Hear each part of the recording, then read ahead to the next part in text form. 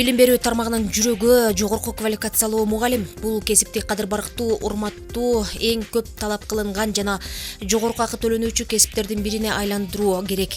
Өлкө жетекчилигинин колдоосу менен биринчи жарым жылдыкта мугалимдердин айлыгы 80%га көтөрүлгөн.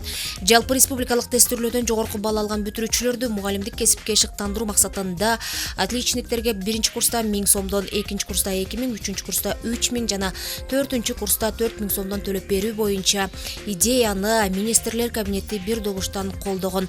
Ушул жана башка билим берүү тармагындагы жетишкендиктерге министр Алмазбек Бейшеналиев токтолуп, маалымат жыйынында бир катар жетишкендиктер алдыдагы пландарга токтолду.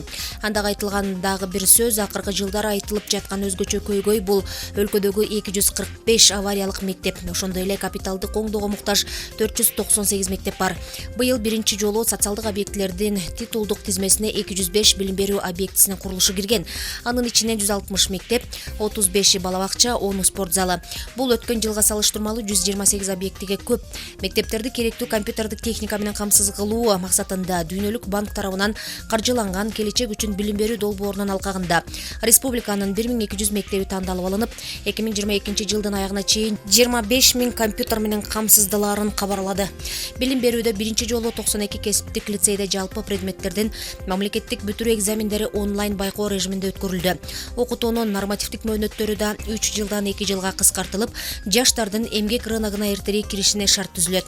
Жогорку окуу жайлардын кайра түзүү, жогорку окуу жайларында кадрларды даярдоонун 31 багытын жана орто кесиптик билим берүүнүн 13 адистиги боюнча кайталоону жок кылат, деди министр.